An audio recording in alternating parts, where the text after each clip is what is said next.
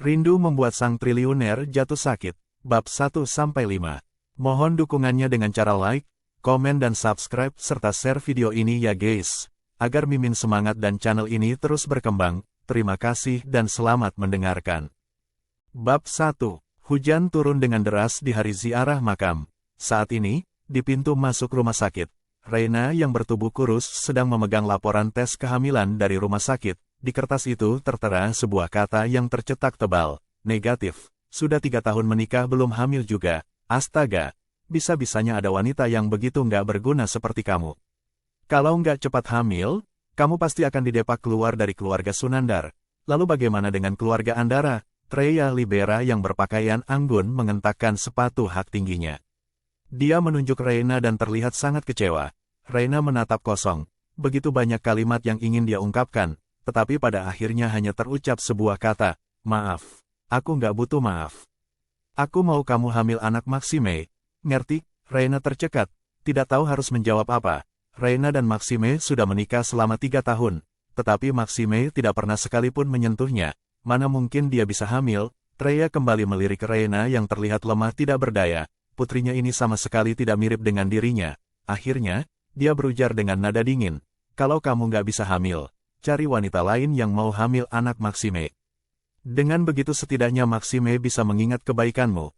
Reina menatap kosong sosok ibunya yang beranjak pergi. Dia sungguh tidak percaya. Bagaimana bisa ibu kandungnya sendiri begitu tega dan memintanya mencarikan wanita lain untuk suaminya. Embusan angin yang dingin seketika membekukan hatinya. Reina duduk diam di mobil selama perjalanan pulang. Perkataan ibunya terus terngiang di benaknya dan tiba-tiba terdengar suara gemuruh di telinganya. Reina sadar penyakitnya semakin parah. Tiba-tiba ponselnya berdenting. Tanda ada sebuah pesan masuk. Ternyata itu adalah pesan dari Maxime yang jarang sekali bicara dengannya. Malam ini nggak pulang. Selama 3 tahun menikah, Maxime tidak pernah bermalam di rumah. Dia juga tidak pernah menyentuh Reina. Reina masih ingat jelas perkataan Maxime di malam pernikahan mereka 3 tahun lalu. Lancang sekali keluarga Andara menipuku. Bersiaplah, kamu akan kesepian sampai mati nanti. Mati kesepian. 3 tahun lalu, keluarga Andara dan keluarga Sunandar bersatu untuk kepentingan bisnis. Semua sudah sepakat, pernikahan ini akan menguntungkan kedua belah pihak. Namun, di hari pernikahan, keluarga Andara tiba-tiba berubah pikiran dan mentransfer semua aset mereka, termasuk uang ratusan miliar pemberian Maxime sebagai mas kawin dengan Reina. Pandangan Reina meredup begitu teringat akan hal ini. Tetapi dia tetap membalas pesan itu. Oke.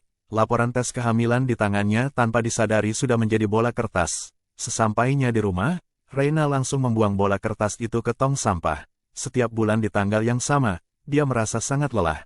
Karena tidak perlu menyiapkan makan malam, Reina bersandar sejenak di sofa dan setengah tertidur. Suara gemuruh selalu terdengar di telinganya. Inilah yang dibenci Maxime dari Reina. Di mata keluarga kaya, Reina sama saja dengan orang cacat. Jadi, mana mungkin Maxime sudi membiarkan Reina hamil anaknya? Jam dinding bergaya Eastern berdentang. Saat ini pukul 5 pagi. Maxime akan pulang 1 jam lagi. Reina baru sadar ternyata semalam dia tidur di sofa. Dia buru-buru bangun dan menyiapkan sarapan untuk Maxime. Reina takut akan dimarahi karena telat menyiapkan sarapan. Maxime adalah orang yang sangat teliti dalam setiap pekerjaannya sehingga dia sangat menuntut orang-orang di sekitarnya tepat waktu. Benar saja, Maxime tiba tepat pukul 6 pagi. Tubuh tinggi Maxime terbalut oleh setelan jas bergaya barat. Dia terlihat berkarisma, tampan dan maskulin. Hanya saja, di mata Reina sosok Maxime terasa dingin dan seperti orang asing. Tanpa melirik Reina sedikit pun, Maxime langsung berjalan melewatinya, melihat sarapan di atas meja dan berkata dengan sinis, "Setiap hari selalu seperti ini. Sudah seperti pembantu saja. Sudah 3 tahun." Setiap hari, Reina selalu melakukan hal yang sama, mengenakan baju berwarna abu-abu yang sama, bahkan selalu membalas pesannya dengan kata yang sama. Oke, sejujurnya, kalau bukan karena kepentingan bisnis, kalau bukan karena sudah ditipu oleh keluarga Andara, pembantu, suara gemuruh kembali terdengar di telinga Reina. Dia tercekat. Namun, entah datang keberanian dari mana, dia bertanya, "Max, apa ada wanita yang kamu cintai?" Pertanyaan ini sontak membuat ekspresi Maxime berubah. Maksudnya, Reina menatap pria di hadapannya ini dan menahan rasa sakit yang mencekat tenggorokannya, lalu berujar dengan pelan, "Kalau ada yang kamu cintai, kamu boleh menikahinya." Maxime langsung menyela Reina. Orang gila, Maxime sudah pergi lagi. Sedangkan Reina duduk sendirian di teras sambil menatap kosong tetesan hujan yang masih terus turun di luar. Suara hujan kadang terdengar jelas, kadang terdengar samar-samar. Reina melepas alat bantu dengarnya. Dunia pun menjadi sunyi. Sebulan yang lalu, dokter yang memeriksanya berkata, "Nona Reina, saraf dan pusat pendengaran Anda sudah rusak sehingga pendengaran Anda kembali menurun. Kalau terus memburuk, lama-lama Anda bisa benar-benar tuli." Reina tidak terbiasa dengan dunia yang begitu sunyi, jadi dia pergi ke ruang tamu, menyalakan TV dan menyetel volume sampai batas maksimal. Meski begitu, suara yang sampai di telinga Reina terdengar begitu jauh, entah hanya sebuah kebetulan atau tidak. Saat ini acara TV yang diputarnya sedang menayangkan wawancara dengan ratu penyanyi internasional, Marshanda Tanu Yahya yang kembali ke tanah air. Tangan Reina yang memegang remote TV gemetar. Marshanda adalah cinta pertama Maxime. Setelah bertahun-tahun tidak terlihat, Marshanda tetap cantik seperti biasa. Dia terlihat tenang dan lembut di depan kamera. Marshanda bukan lagi Cinderella yang pemalu dan rendah diri seperti dulu saat dia meminta bantuan dari keluarga Andara.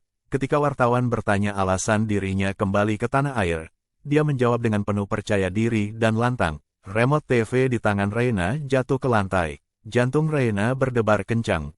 Hujan di luar sepertinya kembali deras. Reina jadi sangat panik. Dia langsung mematikan TV dan pergi membereskan sarapan di atas meja yang belum tersentuh. Sesampainya di dapur, dia sadar ternyata ponsel Maxime ketinggalan. Reina mengambil ponsel itu dan tidak sengaja melihat notifikasi pesan yang belum dibaca. "Kak Max belakangan ini sangat nggak bahagia ya. Aku tahu kamu nggak mencintainya. Ayo kita ketemu malam ini. Aku kangen banget sama Kak Max." Layar ponsel meredup, tapi Reina masih tenggelam dalam lamunannya. Reina memutuskan untuk naik taksi dan pergi ke kantor Maxime. Selama perjalanan, Reina melihat keluar jendela. Rintik hujan sepertinya tidak pernah berhenti. Maxime tidak suka Reina datang ke kantornya, jadi setiap kali datang, Reina selalu menggunakan lift barang di pintu belakang. Eki Permana, asisten pribadi Maxime melihat kedatangan Reina dan hanya menyapa dengan dingin. "Nona Reina." Tidak ada seorang pun di sekitar Maxime yang menganggapnya sebagai Nyonya Sunandar. Keberadaannya hanya dianggap angin lalu. Maxime mengernyit saat melihat Reina membawakan ponselnya. Reina selalu seperti ini. Makan siang, dokumen, pakaian, payung atau benda apapun yang ketinggalan pasti akan Reina bawakan. "Bukannya sudah kubilang kamu nggak perlu sengaja datang mengantarkan barang-barangku?" Reina tercengang. "Maaf, aku lupa. Sejak kapan daya ingatnya juga ikut memburuk? Mungkin karena tadi dia begitu ketakutan saat melihat SMS dari Marshanda. Dia takut Maxime akan tiba-tiba menghilang begitu saja." Sebelum pergi, Reina kembali menatap Maxime dan akhirnya menanyakan hal yang tidak bisa dia pendam dalam hatinya. "Max, kamu masih mencintai Marshanda?" Maxime melihat tingkah Reina akhir-akhir ini sangat aneh. Bukan hanya sering lupa, tetapi juga suka menanyakan beberapa pertanyaan aneh. Bagaimana wanita seperti ini pantas menjadi Nyonya Sunandar? Maxime menjawab dengan kesal. "Kalau nggak ada kerjaan, cari kerja saja sana." Dulu Reina sudah pernah mencari kerja. Tetapi ibunya Maxime, Joanna de Brista, langsung melarang. "Kamu sengaja memberitahu semua orang di dunia kalau Max punya istri yang cacat." Jadi akhirnya, Reina tidak punya pilihan selain melepaskan pekerjaannya, tinggal di Villa Magenta dan menjadi wanita yang memegang gelar Nyonya Sunandar, tetapi tidak pernah dianggap keberadaannya. Sesampainya di rumah, Reina duduk sendirian di ruang tamu sampai gelap. Dia tidak bisa tidur. Ponsel di samping kasurnya berdering. Dia mendapat telepon dari nomor tidak dikenal. Reina mengangkatnya dan mendengar suara manis seorang wanita yang selalu membuat Reina panik. "Ya, siapa lagi kalau bukan Marshanda?" "Halo, Nana, apa bisa jemput Max?" Dia mabuk berat. Di sebuah klub mewah bernama Sobernica, Reina bergegas ke ruang privat tempat Max berada. Sesampainya di sana, dia langsung mendengar canda dan tawa dari sekelompok anak muda yang pastinya semua berasal dari keluarga kaya. "Marsa, kali ini kamu pulang untuk mengejar Max, CEO kita ini, kan? Sekarang waktu yang tepat, ayo cepat nyatakan cintamu." Marshanda memiliki paras yang manis dan cantik, juga sangat populer. Apalagi dia adalah cinta pertama Maxime. Tentu semua teman-teman Maxime bersedia menjodohkan mereka. Marshanda tidak ragu-ragu dan langsung berkata pada Maxime, "Max, aku menyukaimu. Ayo kita balikan." Reina yang saat ini berada di luar pintu privat kebetulan mendengar perkataan ini. Mereka yang ada di dalam mulai meledek Maxime, terutama Jovan Tambolo, sahabat Maxime. "Kak Max, ayo terima. Kamu, kan juga sudah menunggu Marsa selama 3 tahun ini. Sekarang dia sudah pulang. Ayo tunggu apa lagi? Reina mematung di depan pintu, jantungnya berdebar kencang. Tiba-tiba, pintu ruangan itu dibuka oleh seorang pria dari dalam, Nona Reina. Bab 2. Semua orang yang ada di ruangan itu menengok ke arah pintu. Sontak, suasana jadi hening. Reina melirik Maxime, tatapan pria itu begitu jernih. Jelas dia sama sekali tidak mabuk. Reina sadar dia sudah ditipu Marshanda. Saat Maxime melihat sosok Reina, bola matanya yang gelap pun menegang. Sedangkan Jovan dan yang lainnya yang barusan mendukung Maxime untuk menerima perasaan Marshanda, semua tersenyum canggung. Harusnya Reina tidak datang. Nana, jangan salah paham. Jovan cuma bercanda. Sekarang Max dan aku hanya teman biasa. Marshanda lah yang pertama kali memecah ketenangan. Sebelum Reina sempat menjawab, Maxime yang kehilangan kesabaran sudah berdiri lebih dulu. Nggak perlu menjelaskan apapun padanya. Setelah itu, Maxime berjalan ke depan muka Reina dan bertanya, "Mau apa kesini? Kupikir kamu mabuk, jadi aku datang untuk menjemputmu pulang." Jawab Reina jujur. Maxime mencibir. "Sepertinya kamu nggak ingat sepatah kata pun yang kukatakan." Ya, Maxime mengecilkan suaranya sehingga ucapannya hanya bisa didengar Reina dan Maxime. "Kamu datang untuk mengingatkan semua orang bahwa 3 tahun lalu aku sudah ditipu olehmu. Kamu pikir mereka sudah lupa kejadian itu?" Reina terhenyak. Maxime menatap dengan dingin. "Nggak usah menampakkan diri untuk membuat orang lain sadar akan keberadaanmu. Sikapmu ini hanya membuatku semakin membencimu." Setelah berkata demikian, Maxime pun balik badan dan pergi meninggalkan Reina. Reina menatap kosong sosok Maxime dari belakang untuk waktu yang cukup lama. Para anak orang kaya yang ada di ruang privat itu menatap Reina yang dicampakkan Maxime tanpa simpati sedikit pun. Jovan yang doyan memprovokasi pun tidak menahan diri dan berkata pada Marshanda yang pura-pura terlihat sedih, "Marsa, kamu ini jadi orang jangan terlalu baik. Apa yang perlu dijelaskan? Kalau bukan karena ditipu Reina, Kak Max pasti akan menikahimu. Kamu jadi nggak perlu pergi jauh ke negara lain dan menjalani kehidupan yang sulit." Telinga Reina berdengung. Tetapi semua perkataan itu terdengar jelas di telinganya. Reina yang paling mengerti situasi ini, terlepas dari Maxime akan menikah dengannya atau tidak. Yang jelas dia tidak akan menikahi Marshanda yang tidak berasal dari keluarga manapun. Marshanda juga sadar akan fakta ini. Itulah sebabnya dia memutuskan untuk putus dengan Maxime dan mengadu nasib di negeri orang. Namun, kenapa akhirnya semua ini jadi salah Reina? Sambil membawa payung, Reina berjalan keluar dari Sobernica dan merasa dirinya diselimuti kegelapan. Tiba-tiba, seorang wanita cantik menghampirinya. Itu Marshanda. Malam ini Marshanda sangat cantik. Dia mengenakan sepatu hak tinggi dan terlihat sangat bangga. Malam ini dingin banget, ya. Bagaimana rasanya datang mencari Max? Malah diejek olehnya. Reina mendengar perkataan Marshanda, tetapi tidak menjawab. Marshanda juga tidak peduli dan terus bicara. "Kamu ini kasihan sekali. Sampai sekarang kamu nggak pernah merasa dicintai, kan? Apa kamu tahu? Dulu waktu Max bersamaku, dia mau memasak untukku bahkan langsung bergegas menemaniku di rumah sakit waktu aku sakit. Reina, apa Max pernah bilang dia mencintaimu?" "Haha, padahal waktu denganku dulu, setiap hari dia bilang dia mencintaiku." Reina mendengarkan dalam diam sembari mengingat kembali waktu 3 tahun yang dia habiskan bersama Maxime. Maxime tidak pernah sekalipun menginjakkan kaki di dapur. Waktu Reina sakit, tidak ada sepatah kata perhatian yang terlontar dari mulut Maxime, apalagi kata cinta. Tentu tidak ada kata ini di kamus Maxime. Malamnya, Reina tidak bisa tidur. Ternyata pria yang dicintainya selama 12 tahun ini pernah sangat mencintai wanita lain dengan tulus. Di saat seperti ini, Reina rasanya ingin menyerah saja. Keesokan harinya, Maxime akhirnya pulang dan menatap Reina dengan sangat dingin. "Ternyata seenggan itu kamu berpisah dengan uang keluarga Sunandar. Kamu nggak mau sampai kehilangan aku. Maxime si mesin penghasil uang ini, kan?" Reina tertegun dan bertanya-tanya apa yang terjadi pada Maxime hari ini. Reina pun menjelaskan, "Aku nggak pernah minta uang ke kamu." Yang ada di mata Reina adalah sosok Maxime seorang, bukan hartanya. Maxime tersenyum menghina. "Lalu, kenapa pagi-pagi sekali ibumu datang ke kantorku dan memohon padaku supaya kamu bisa hamil?" Reina bingung. Dia menatap bola mata hitam Maxime yang begitu dingin. Barulah Reina sadar kalau pria ini bukan memperkarakan masalah semalam. Maxime tidak ingin buang waktu lebih lama dan langsung pergi setelah berkata, "Reina, kalau kamu mau tetap menjadi anggota keluarga Sunandar dan keluarga Andara nggak bangkrut, suruh ibumu tenang sedikit." Reina baru saja mau pergi mencari ibunya. Ternyata ibunya sudah mendatangi Reina duluan. Tidak seperti biasanya, Treya yang sedari dulu terlihat dingin kali ini datang dengan cemas. Dia langsung menggenggam tangan Reina dan berujar dengan lembut, "Nana, cepat pergi memohon pada Max supaya dia mau punya anak denganmu." Lewat prosedur bayi tabung juga nggak apa-apa. Bayi tabung? Reina menatap ibunya dengan tatapan kosong dan mendengarkan ocehan ibunya. "Marshanda sudah memberitahuku. Ternyata selama ini Max sama sekali nggak pernah menyentuhmu." Kalimat ini rasanya langsung menelan habis perasaan yang tersisa di hati Reina.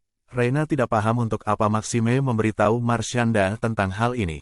Mungkin karena pria itu benar-benar mencintainya. Begitu terpikir akan hal ini, tiba-tiba Reina merasa lega. "Bu, sudahlah." Treya tertegun dan mengernyit. "Apa? Aku lelah. Aku mau bercerai saja." Plak, sebelum Reina selesai bicara, Treya sudah lebih dulu menamparkan wajah Reina dengan keras. Citranya sebagai seorang ibu yang penuh kasih sudah sirna.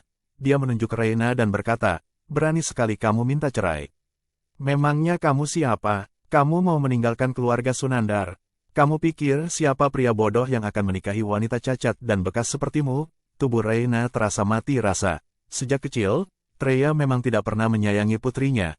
Treya adalah seorang penari terkenal. Namun, Reina yang terlahir dengan gangguan pendengaran adalah momok dalam hidupnya. Oleh karena itu, Treya tega membiarkan putrinya tumbuh dalam perawatan seorang pengasuh. Dia baru memanggil Reina pulang ke keluarga Andara waktu Reina cukup umur untuk masuk sekolah. Dulu, kata orang, seorang ibu tidak mungkin tidak menyayangi anak-anaknya. Jadi, Reina berjuang keras untuk menjadi yang terbaik sehingga bisa menyenangkan ibunya. Meski memiliki gangguan pendengaran, di sekolah Reina menduduki peringkat atas dalam pelajaran tari, seni musik, sastra dan bahasa, seni lukis, serta pelajaran lainnya. Namun, sepintar apapun Reina di sekolah, ibunya tidak pernah menyayanginya. Seperti kata Treya tadi, Reina adalah orang cacat, yang cacat bukan hanya secara fisik, tetapi juga dalam urusan keluarga dan percintaan. Setelah Treya pergi, Reina menutupi bekas telapak tangan merah yang terjiplak di wajahnya dengan bedak, lalu mengemasi barang-barang pribadinya dalam diam. Selama 3 tahun pernikahan, harta pribadinya hanya barang-barang di koper ini.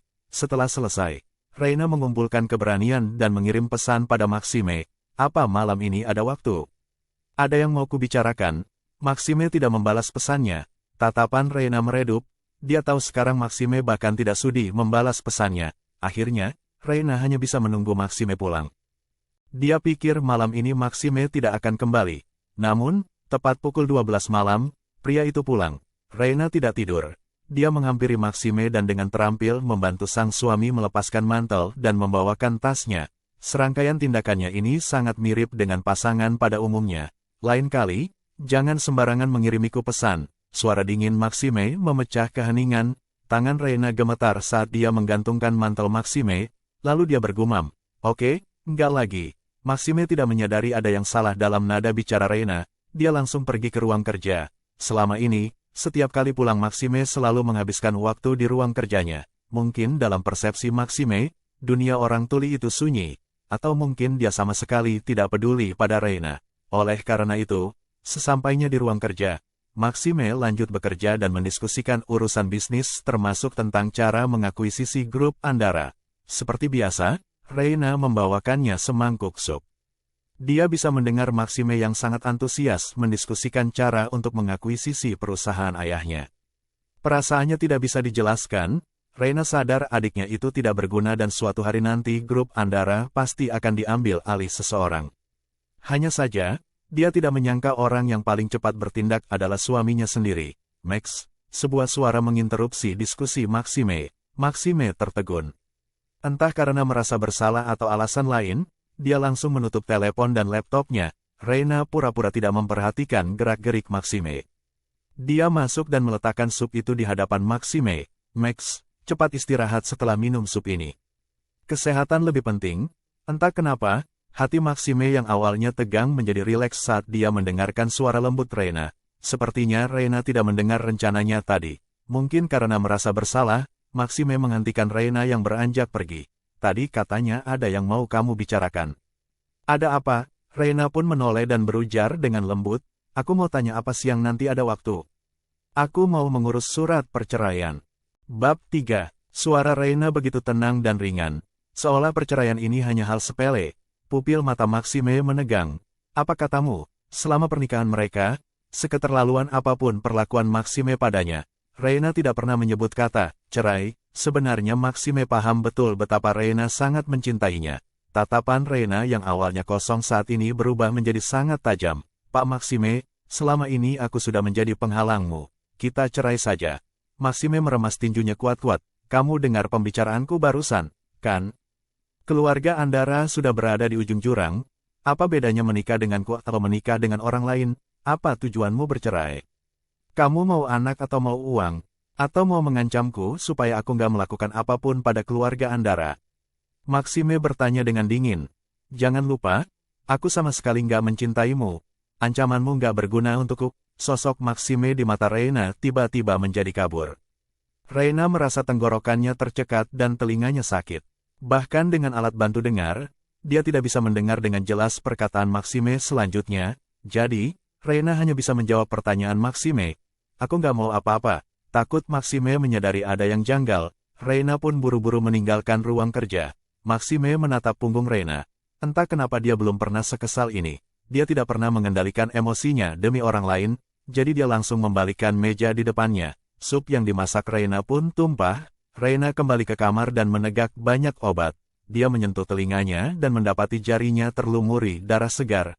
Mungkin karena efek obat, saat matahari baru saja terbit di ufuk timur, pendengaran Reina sudah pulih. Reina melamun sambil memandangi sinar matahari yang menembus dari celah jendelanya. Hujan sudah berhenti. Hari ini, Maxime tidak pergi kemana-mana. Sedari pagi dia hanya duduk di sofa dan menunggu Reina yang menyesal datang minta maaf padanya. Selama 3 tahun pernikahan, ada kalanya amarah Reina meledak.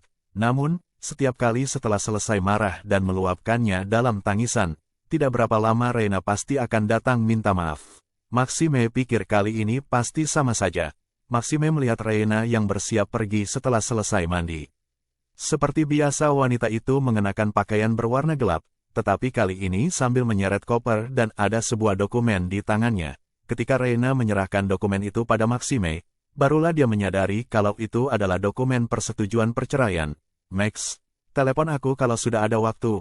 Reina mengucapkan kalimat ini dengan santai dan tanpa ekspresi apapun, lalu keluar dari rumah sambil menyeret kopernya. Setelah hujan berlalu, cuaca begitu cerah. Seketika, Reina merasa seperti terlahir kembali. Maxime hanya berdiri mematung sambil meremas dokumen perceraian itu. Setelah beberapa lama, barulah Maxime tersadar dari lamunannya. Hari ini adalah hari terakhir perayaan hari ziarah makam. Di hari seperti ini tahun-tahun sebelumnya, Maxime biasanya membawa Reina pulang ke kediaman utama untuk berdoa untuk para leluhur. Tentu semua kerabat keluarga Sunandar memperlakukan Reina dengan berbeda. Hari ini, Maxime sendirian. Maxime sangat gembira. Di kediaman utama, Joanna de Brista, ibu Maxime, juga kerabat lain bingung saat melihat Maxime datang sendirian. Biasanya di saat seperti ini, Reina sebagai cucu menantu tertua akan datang paling awal dan pulang paling terakhir untuk mengambil hati kerabat lainnya. Apa hari ini dia tidak datang? Joanna mengernyit dan bertanya pada putranya. Max, mana Reina? Tatapan Maxime menjadi dingin saat mendengar pertanyaan ini. Dia minta cerai, lalu kabur dari rumah. Semua orang tercengang dan suasana sontak menjadi sunyi. Tidak ada yang mempercayainya. Joanna juga sangat terkejut. Di dunia ini, selain orang tuanya sendiri, tidak ada yang lebih mencintai Maxime selain Reina. 7 tahun lalu, Maxime terluka parah dan Reina lah yang menyelamatkannya. 4 tahun lalu, keduanya sudah bertunangan. Suatu hari Maxime pergi ke kota Dubai untuk keperluan bisnis. Malangnya terjadi sesuatu masalah. Semua orang mengatakan Maxime sudah mati. Hanya Reina yang tidak mau mempercayainya. Tanpa mengucap sepatah kata pun, dia langsung pergi ke kota Dubai. Di kota yang ada di negara asing itu dia berjuang sendirian mencari Maxime selama 3 hari penuh. Begitu pula setelah menikah, Reina selalu sangat berhati-hati dalam mengurus urusan rumah tangga dan memperlakukan orang-orang di sekitar Maxime termasuk sekretarisnya dengan baik. Bagaimana bisa Reina yang seolah tidak bisa hidup tanpa Maxime minta cerai? Kenapa? Joanna tidak paham. Tetapi dia senang wanita itu sudah melepaskan putranya. Mau diusahakan seperti apapun. Wanita sepertinya nggak bisa naik kelas untuk sederajat dengan kita. Baguslah kalau cerai, dia sama sekali nggak pantas untukmu. Begitu ibu Maxime berkomentar, yang lain pun ikut menimpali. Ya, benar itu. Kak Max masih muda dan tampan, apalagi sekarang sedang berada di puncak kejayaan. Sayang Reina sudah menjadi penghalang selama ini. Acara yang harusnya diisi dengan mendoakan para leluhur berubah jadi gosip yang menghina Reina. Mereka semua membuat sosok Reina seperti orang jahat. Anehnya, Maxime harusnya ikut merasa senang, kan? Namun, kenapa ejekan orang-orang itu membuatnya kesal? Maxime pun pulang lebih awal. Langit mulai gelap saat dia sampai di Villa Magenta. Maxime membuka pintu dan melangkah masuk. Dirinya langsung diselimuti oleh kegelapan dan membuatnya sadar bahwa Reina sudah benar-benar pergi. Maxime melepas sepatunya, lalu melemparkan mantelnya ke mesin cuci. Entah mengapa hari ini rasanya dia begitu lelah. Maxime berniat mengambil sebotol anggur dari tempat penyimpanan anggur untuk merayakan kepergian Reina. Namun, dia baru sadar bahwa tempat itu terkunci dan dia tidak punya kuncinya. Maxime tidak suka keberadaan ada orang luar, sehingga tidak ada pembantu di villa ini. Selama ini, Reina lah yang sudah mengurus semuanya. Maxime akhirnya hanya bisa kembali ke kamar dan membuka ponselnya. Tidak ada notifikasi lain selain urusan pekerjaan. Sudah sehari berlalu dan Reina masih belum menelepon atau mengiriminya pesan. Cih. Aku mau lihat sampai berapa lama kamu tahan. Maxime membuang asal ponselnya, lalu berjalan menuju dapur. Dia langsung tercengang begitu membuka kulkas. Karena ternyata selain makanan, banyak sekali berbagai macam obat tradisional. Maxime mengambil salah satu bungkus itu dan membaca nama obatnya. Sehari 5 bungkus, ramuan khusus kesuburan. Obat kesuburan. Maxime bisa mencium bau tidak sedap dari obat-obatan itu. Akhirnya dia tahu dari mana bau tidak sedap tubuh Reina yang tercium olehnya dulu. Maxime mencibir. Seberapa banyak pun Reina minum obat, dia tidak mungkin hamil karena mereka berdua tidak pernah berhubungan intim. Di sisi lain, di sebuah motel kecil di jalan yang gelap, Reina yang lemah membuka matanya perlahan, kepalanya terasa sangat sakit dan lingkungan di sekitarnya sangat sunyi. Dia tahu kondisinya semakin buruk. Biasanya, dia tetap bisa mendengar sedikit suara meski tanpa alat bantu dengar. Reina berdiri dengan meraba-raba, mengambil obat dari meja di samping tempat tidur dan menjejalkannya ke dalam mulut dengan paksa. Rasa obat itu sangat pahit dan sepat. Kemarin, Reina pergi dari Villa Magenta yang sudah ditinggalinya selama 3 tahun. Dia pulang ke rumah orang tuanya. Namun, baru saja sampai di depan pintu, dia mendengar ibu dan adiknya, Diego Andara sedang berdiskusi akan menikahkannya dengan kakek tua berusia 80-an tahun setelah keluarga Sunandar mendepaknya. Reina memandang pintu dengan tatapan kosong. Dia sadar sekarang dia sudah tidak punya rumah. Meski belum makan apapun selama 2 hari, Reina tidak merasa lapar. Hanya saja dunianya terasa begitu hening, begitu sunyi. Sepertinya tahun ini kota Simaliki lebih sering diguyur hujan dibanding tahun-tahun kemarin. Reina memandangi para pejalan kaki yang bergegas mencari tempat berteduh di luar sana. Kebanyakan mereka bersama orang lain, baik berdua atau bertiga, hanya Reina yang sendirian. Reina yang sudah tidak tahan lagi pun membeli tiket keluar kota. Dia pergi ke sebuah desa untuk mendatangi orang yang sudah mengasuhnya dari kecil, Lian Kintara. Reina sampai di tempat tujuan sekitar jam 9 malam. Waktu Lian melihat Reina, wajah ramahnya terlihat sangat terkejut. Nana. Melihat dirinya disambut dengan senyum ramah Lian, hidung Reina terasa masam. Dia mengulurkan tangan untuk memeluknya. Bu Lian, karena alasan kesehatan, Lian tidak pernah menikah dan tentunya tidak punya anak kandung. Bagi Reina, Lian sudah seperti ibu kandungnya sendiri. Malamnya, Reina bersandar di pelukan Lian, seolah kembali ke masa kecilnya dulu. Lian memeluknya dan menyadari tubuh Reina sangat kurus, bahkan sudah seperti tulang yang terbungkus kulit. Tangan Lian yang ada di punggung kurus Reina tidak bisa berhenti gemetar. Dia berusaha menenangkan Reina. Dia bertanya dengan hati-hati, Nana, apakah Max memperlakukanmu dengan baik? Reina tercekat waktu mendengar nama Maxime. Awalnya dia ingin membohongi Lian dan mengatakan semuanya baik-baik saja. Namun, dia tahu Lian bukan wanita bodoh. Kini setelah Reina memutuskan untuk pergi, dia tidak ingin lagi membohongi dirinya sendiri atau orang lain yang mencintainya. Wanita yang dia cintai sudah kembali. Aku akan melepaskannya dan menceraikannya. Lian tertegun tidak percaya. Bukan hanya sekali Reina mengatakan padanya kalau dia ingin menghabisi hari tua bersama Maxime. Lian tidak tahu harus berkata apa.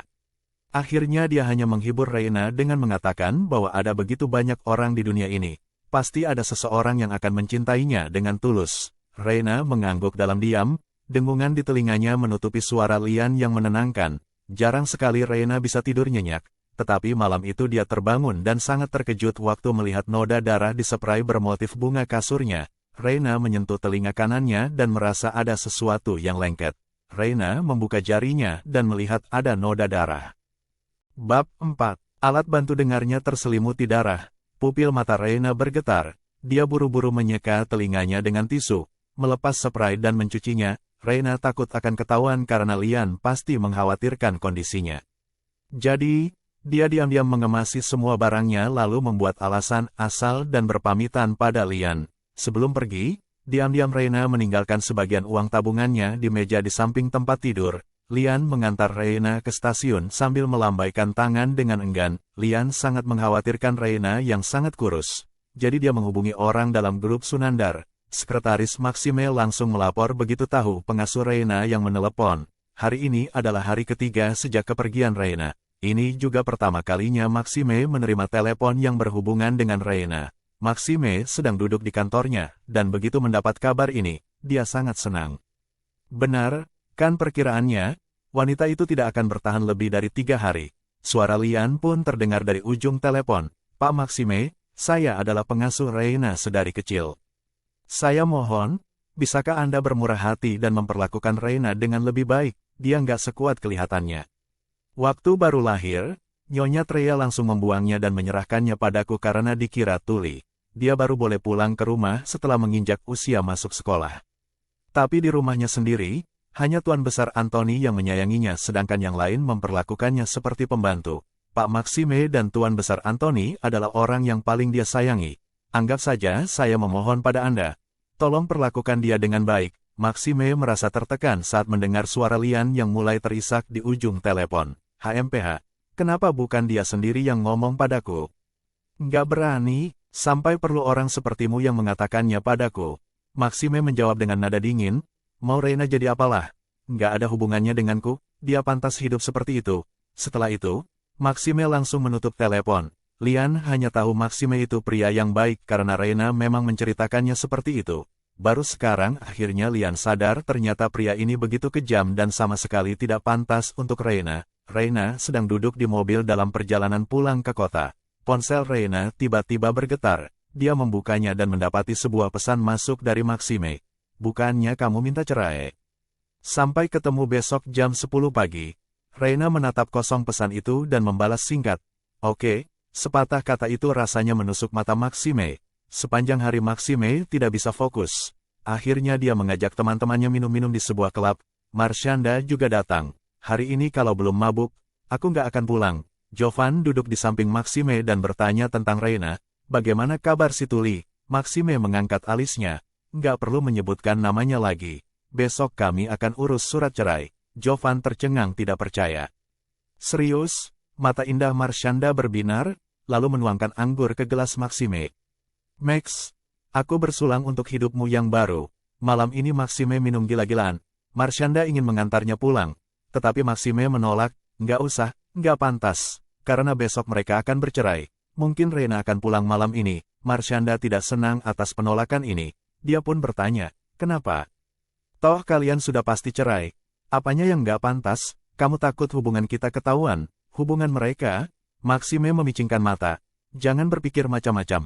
Setelah masuk mobil, Maxime tetap menyuruh orang untuk mengantar Marshanda pulang. Sepanjang perjalanan, Maxime terus melirik ponselnya untuk melihat apa Reina ada mengirimkan pesan untuknya. Nihil. Sesampainya di pintu Villa Magenta, Maxime kembali disambut oleh suasana gelap gulita. Maxime terlihat kesal. Dia masuk rumah dan menyalakan lampu. Tetap tidak ada sosok Reina di sana. Dia tidak pulang. Kondisi rumah sama persis seperti saat ditinggalkan Reina. Efek anggur yang tadi Maxime minum sangat kuat. Dia duduk di sofa dan merasa tidak nyaman. Tetapi setelah beberapa saat dia pun tertidur dan mimpi buruk. Dalam mimpi, dia melihat Reina yang berlumuran darah tersenyum padanya dan berkata, Max, aku sudah nggak mencintaimu. Maxime langsung terbangun karena kaget dan mendapati matahari sudah terbit. Maxime memijit pelipisnya, lalu pergi mandi. Setelah itu dia berganti pakaian memakai setelan jas dan pergi ke kantor sipil. Di pintu masuk kantor sipil, Maxime melihat Reina yang mengenakan pakaian berwarna gelap sedang berdiri di bawah pohon besar yang tidak jauh dari situ. Di bawah gerimis hujan dan dilihat dari jauh, Reina terlihat kurus kering sampai seakan ditiup angin pun bisa terbang. Maxime teringat sosok Reina waktu mereka baru saja menikah. Wanita itu terlihat sangat ceria dan menawan seperti gadis muda. Beda jauh dengan penampilannya sekarang yang begitu sendu. Sudah seperti tanaman hidup segan mati tak mau. Maxime berjalan lurus menghampiri Reina sambil memegang payung. Butuh waktu lama sampai Reina menyadari kehadirannya. Selama 3 tahun ini Maxime tidak banyak berubah. Dia tetap tampan, berkarisma, hanya lebih dewasa dan terampil dari sebelumnya. Sesaat, Reina tenggelam dalam lamunannya. Entah kenapa 3 tahun terakhir yang rasanya berlalu dalam sekejap mata membuatnya merasa seperti sudah menghabiskan seluruh waktu hidupnya. Maxime mendatangi Reina dan menatapnya dengan dingin. Dia sedang menunggu Reina minta maaf. Sudah cukup, kan marah selama 3 hari? Tidak disangka, Reina malah berkata seperti ini padanya. Maaf sudah mengganggu waktu kerjamu. Ayo kita masuk. Maxime tertegun, tetapi langsung kembali tenang. Jangan sampai menyesal. Setelah itu, Maxime berjalan masuk ke kantor sipil. Reina menatap punggung Maxime dengan hati pilu. Apa dia akan menyesal? Entahlah. Di loket pengurusan perceraian, petugas bertanya pada keduanya apa mereka sudah mantap untuk bercerai. Reina berkata dengan tegas. Ya, tatapan tegas Reina membuat Maxime merasa tertekan. Setelah selesai mengurus administrasi, mereka diberikan masa tenang dan harus kembali sebulan lagi. Kalau mereka tidak datang, maka permohonan cerai mereka otomatis batal. Setelah keluar dari kantor sipil, Reina menatap Maxime dengan tenang dan berkata, sampai jumpa bulan depan. Jaga dirimu baik-baik. Setelah itu, Reina berjalan menerobos hujan dan mencegat sebuah taksi. Maxime mematung di tempat sambil menatap taksi yang pergi. Ada sebuah rasa tak terjelaskan yang timbul di hatinya. Mungkin, rasa lega, karena Maxime tidak perlu lagi berurusan dengan Reina. Dia tidak lagi akan ditertawakan orang lain karena mempunyai istri yang cacat. Reina bersandar di jendela taksi. Dia melamun sambil mengamati tetesan air hujan yang meluncur ke bagian bawah jendela. Si sopir melirik kaca spion dan melihat ada darah mengalir dari telinga Reina. Sopir pun berteriak kaget. Nona, Nona, sopir sudah berteriak beberapa kali tetapi Reina tidak menjawab. Sopir pun buru-buru menghentikan mobilnya. Reina bingung, kenapa mobilnya berhenti padahal dia belum sampai tujuan. Reina menatap sopir dan mendapati mulut si sopir membuka tutup seolah sedang bicara dengannya. Reina sadar saat ini dia tidak dapat mendengar. Maaf pak, ada apa? Aku nggak bisa dengar. Sopir pun mengetik di ponselnya untuk memberitahu Reina kondisi telinganya. Reina mengulurkan tangannya perlahan dan merasakan sentuhan hangat di ujung jarinya. Sepertinya dia sudah terbiasa. Nggak apa-apa, aku sudah terbiasa, nggak masalah. Pendengaran Reina memang lemah. Tetapi awalnya tidak sampai berdarah seperti ini. Ini semua bermula saat 2 tahun lalu. Sahabat Maxime, Jovan mendorongnya ke kolam renang. Reina tidak bisa berenang sehingga dia hampir tenggelam dan gendang telinganya bengkak. Waktu itu dia hampir saja mati. Setelah dirawat di rumah sakit, gendang telinganya membaik. Jelas-jelas sebelumnya sudah sembuh. Tetapi belakangan entah mengapa kambuh lagi. Si sopir khawatir dan membawanya ke rumah sakit terdekat. Reina mengucapkan terima kasih. Lalu turun mobil dan pergi menemui dokter sendirian. Reina pergi ke dokter langganannya. Dokter Vino, sepertinya ingatanku belakangan ini sangat buruk. Aku sering lupa apa yang sedang aku lakukan. Jelas Reina, kejadian ini terjadi lagi pagi ini. Tadi pagi waktu bangun, dia butuh waktu cukup lama untuk mengingat bahwa hari ini dia punya jadwal mengurus perceraian dengan Maxime. Dokter tampak sedih dan khawatir saat membaca laporan diagnosis terbaru Reina. Nona Reina, saya sarankan Anda melakukan tes lain seperti tes psikologi. Tes psikologi, Reina mengikuti saran dokter dan memeriksakan kondisi psikologisnya. Hasilnya, dia didiagnosis menderita depresi. Pasien yang menderita depresi berat bisa kehilangan ingatan. Sebelum pulang ke hotel, Reina membeli buku catatan dan sebuah pulpen. Dia mencatat semua hal yang terjadi beberapa hari belakangan dan meletakkan buku itu di samping tempat tidurnya. Esok pagi saat bangun, Reina akan membaca catatannya untuk mengingat kembali cerita hidupnya. Semua orang heboh saat mendengar kabar perceraiannya dengan Maxime. Malam itu, Treya meneleponnya berkali-kali, tetapi Reina tidak mendengarnya. Keesokan paginya, barulah Reina melihat tumpukan pesan dari Treya. Sekarang kamu ada di mana? Kamu pikir kamu ini siapa? Bahkan kalau mau bercerai, harusnya Maxime yang menceraikanmu. Benar-benar lintah nggak berguna. Waktu kamu menikah, ayahmu kecelakaan. Sekarang setelah bercerai, kamu ingin keluarga Anda bangkrut. Reina sudah terbiasa dengan pesan kasar ini. Reina membalas, Bu, mulai sekarang kita harus mandiri, jangan terlalu bergantung pada orang lain. Tidak lama kemudian, Treya membalas pesannya. Dasar wanita licik nggak berperasaan. Harusnya aku nggak melahirkanmu. Reina tidak membalas lagi dan meletakkan ponselnya di samping. Reina sudah membayangkan, sebulan lagi dia sudah resmi bercerai dengan Maxime. Setelah itu dia akan meninggalkan kota Simaliki dan memulai hidup baru. Hari terus berlalu, kesehatan Reina semakin memburuk dari hari ke hari. Frekuensinya menjadi tuli semakin sering dan terkadang butuh waktu lama untuk pulih.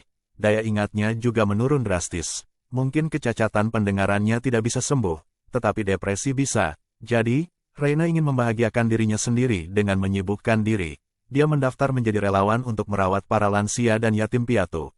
Ternyata kehadirannya cukup membantu. Reina seakan menemukan arti hidup. Beberapa hari kemudian, di suatu pagi, setelah bangun, Reina langsung membaca buku catatannya, lalu bersiap pergi ke panti asuhan.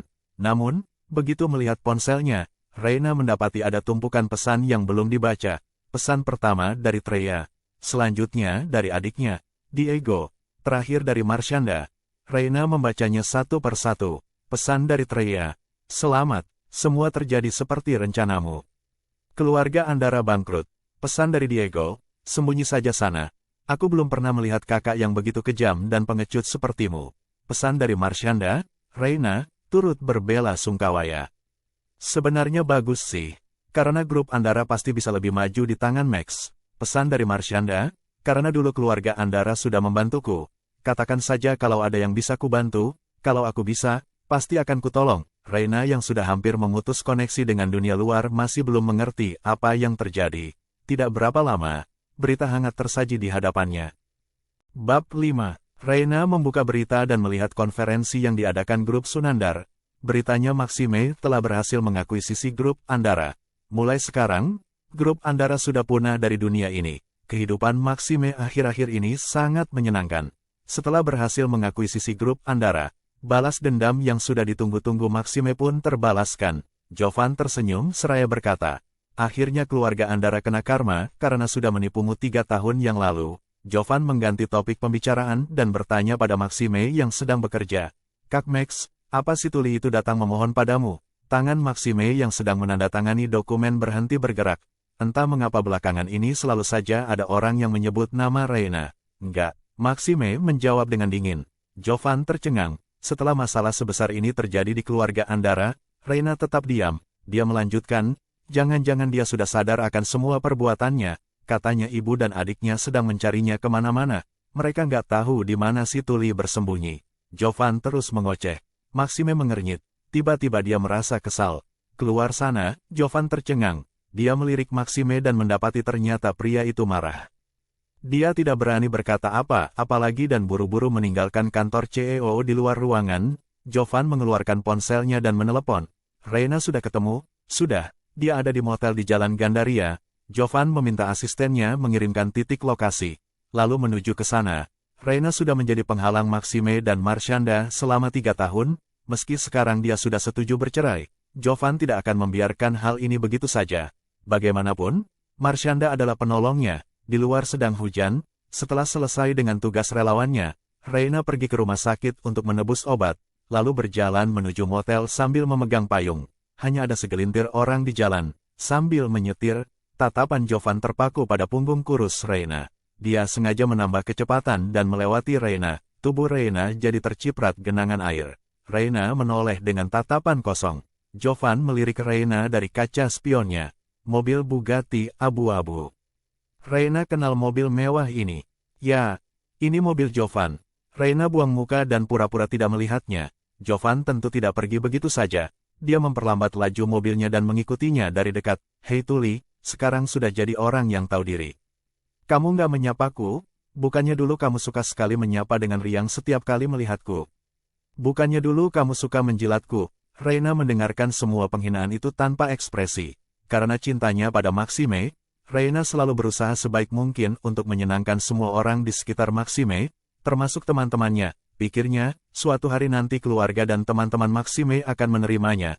Reina terlalu polos, dia tidak tahu kejamnya dunia. Suatu hari di sebuah pesta, Jovan memberitahu Reina secara belak-belakan bahwa dia adalah teman Marshanda. Untuk membela Marshanda, Dia bahkan melepaskan martabat sebagai seorang anak orang kaya dan memaki Reina yang tidak tahu malu. Setelah itu, dia bahkan ingin membunuh Reina dengan mendorongnya ke kolam renang. Sejak saat itu, Reina menghindarinya. Jovan melihat Reina mengabaikannya dan tidak menyahut sepatah kata pun. Dia menghentikan mobil, membuka pintu, melangkah menuju Reina dan menarik lengannya. Trik apalagi yang kamu mainkan kali ini? Lengan Reina terasa sakit. Dia menyahut, aku nggak paham maksudmu. Reina ingin melepaskan tangannya dari cengkeraman Jovan. Tetapi pria itu sudah lebih dulu menepisnya.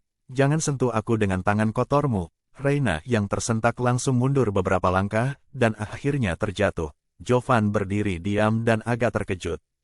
Dasar wanita jalang. Sekarang dia bisa bersandiwara, disentak pelan begitu saja bisa jatuh. Beberapa pejalan kaki pun menoleh ke arahnya saat melihat kejadian ini. Jovan yang merasa tidak nyaman langsung kembali ke dalam mobil dan memperingatkannya sebelum pergi.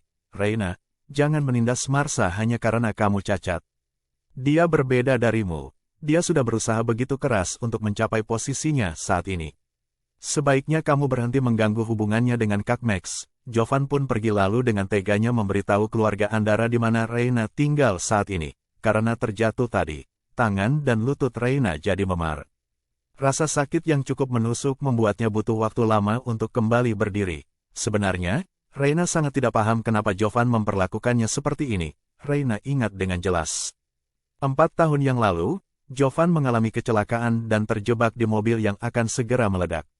Waktu itu Reina tanpa ragu langsung menyeretnya keluar mobil tanpa memedulikan bahaya yang mengancam. Wajah Jovan penuh dengan darah. Meski tidak bisa membuka matanya, dia berujar dengan lembut, "Terima kasih, aku pasti akan membalas kebaikanmu." Apa ini balasan yang pria itu maksud? Sesampainya di motel, Reina mandi dan mengobati lukanya. Reina menjatuhkan diri ke kasur dengan tatapan kosong. Setelah kejadian hari ini, dia semakin bertekad untuk meninggalkan Maxime.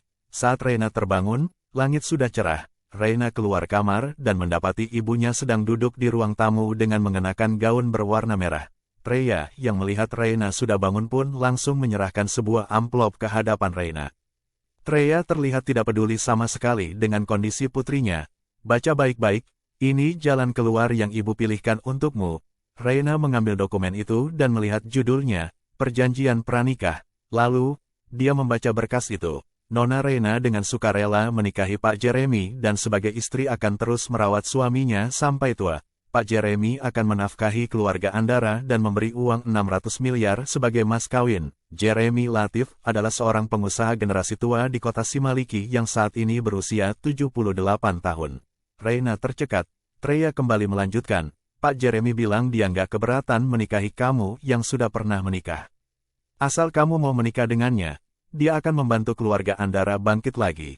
Reina anak yang baik, kamu nggak mungkin mengecewakan ibu dan adikmu, kan?" Seketika, wajah Reina jadi pucat. "Aku nggak mau." Treya jadi marah. Dia tidak menyangka Reina akan langsung menolaknya. "Punya hak apa kamu menolak? Aku yang melahirkanmu." Reina menatap ibunya lekat-lekat, lalu menyahut, "Kalau begitu apa utangku bisa dianggap lunas setelah ku kembalikan nyawaku padamu?" Treya tercengang. "Apa katamu?" Reina kembali berujar dengan bibir yang pucat pasi itu. "Kalau aku mengembalikan nyawaku padamu yang sudah melahirkanku, apa artinya kamu bukan lagi ibuku dan aku nggak lagi berutang padamu?" Treya yang tidak percaya Reina berani berbuat nekat pun mencibir, "Oke. Kalau kamu mati, aku nggak akan memaksamu. Tapi, memangnya kamu berani?" Reina menjawab dengan tegas seolah sudah membuat keputusan. "Beri aku waktu sebulan." Treya merasa Reina sudah gila. "Jangan pikir kamu bisa mengancamku dengan bilang mau mati. Aku nggak mengakuimu, mati ya mati saja sana. Kalau kamu nggak berani mati, lebih baik tanda tangan perjanjian ini." Reina merasa sangat tertekan. Dia ingin mencari tempat untuk melepas penatnya. Di sebuah bar, Reina duduk melamun di pojokan bar, menonton orang lain di sekitarnya menari, tertawa lepas dan bersenang-senang. Seorang pria tampan dengan mata yang indah melihat sosok Reina yang seorang diri. Dia pun menghampirinya. Reina." Reina balas menatap pria itu, tetapi dia tidak mengenalinya. Reina bertanya dengan tatapan kosong, "Apa kamu tahu cara supaya bisa bahagia?" Pria itu bingung dan balas bertanya, "Apa katamu?" Reina menegak anggurnya, lalu menjawab, "Dokter bilang aku sakit dan harus membuat diriku senang. Tapi, aku nggak bisa merasa senang." Revin Lander merasa muram saat mendengar jawaban Reina. Apa Reina tidak mengenali dirinya? Selain itu, Sakit apa dia sampai harus menyenangkan diri sendiri? Nona, kalau mau merasa senang harusnya kamu bukan datang ke tempat seperti ini. Ayo, kuantar pulang. Revin mengajaknya dengan lembut. Reina menatapnya sambil tersenyum. Kamu orang yang baik. Revin menatap senyum pahit Reina dengan perasaan campur aduk. Sebenarnya apa yang terjadi pada Reina belakangan ini? Kenapa dia terlihat begitu menyedihkan? Di sisi lain, ternyata Maxime juga berada di bar yang sama. Sejak mengurus perceraian, setiap hari Maxime selalu pergi bersenang-senang dan sudah lama tidak pulang ke Villa Magenta. Sekarang sudah larut malam. Maxime dan rombongannya bersiap untuk pulang. Saat itulah Marshanda melihat sosok yang dikenalnya berada di pojok bar. Marshanda yang terkejut pun memekik, itu, kan Nona Reina? Maxime menoleh ke arah yang Marshanda tunjuk dan melihat seorang pria duduk di depan Reina sambil mengobrol dan tertawa bersamanya. Wajah tampan Maxime seketika menjadi dingin. Ternyata Reina mabuk-mabukan dan menggoda pria lain. Cih. Maxime sudah salah menilai Reina. Max, apa mau kamu samperin dulu?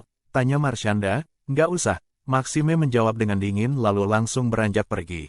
Reina menolak tawaran Revin dan menjawab, terima kasih, aku bisa pulang sendiri, nggak perlu merepotkanmu. Reina beranjak pergi. Revin yang mengkhawatirkannya langsung mengejarnya. Reina, kamu, nggak ingat aku? Reina kembali menatap pria itu. Siapa pria ini? Aku si gendut. Kamu udah lupa? Revin mengingatkan. Sekarang Reina ingat. Dulu waktu masih kecil, dia tinggal dengan Lian di kampung. Di sana Reina punya seorang teman baik yang dijuluki si gendut. Waktu itu Revin dijuluki seperti itu karena memang tubuhnya sangat gendut. Sekarang pria yang berada di hadapannya ini bertubuh tinggi 190 cm dan terlihat tampan. Aku ingat. Wah, kamu beda banget dibanding waktu kecil dulu. Aku sampai nggak kenal. Bisa bertemu kenalan di tempat asing tentu adalah hal yang menyenangkan. Reina tersenyum tipis. Entah perasaan apa yang timbul di hati Revin. Ayo, kuantar pulang. Revin mendapati ternyata Reina tinggal di sebuah motel bobrok. Reina jadi sungkan dan berkata, ketahuan deh. Jadi malu aku. Kamu jangan bilang ke Bulian ya kalau aku tinggal di sini.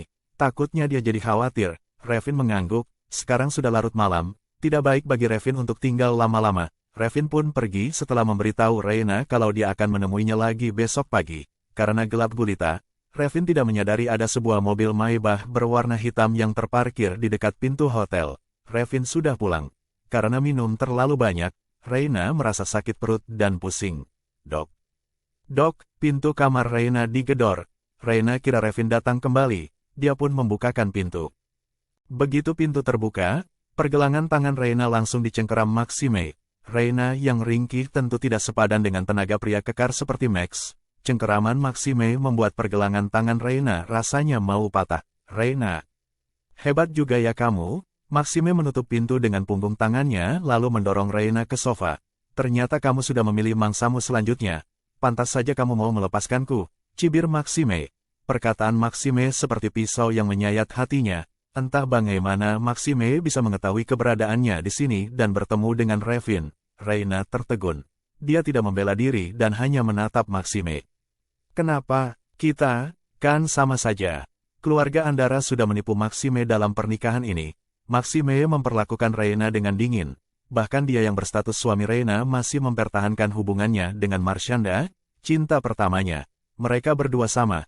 Tidak ada yang berhak membenarkan diri. Hari ini Maxime juga minum-minum.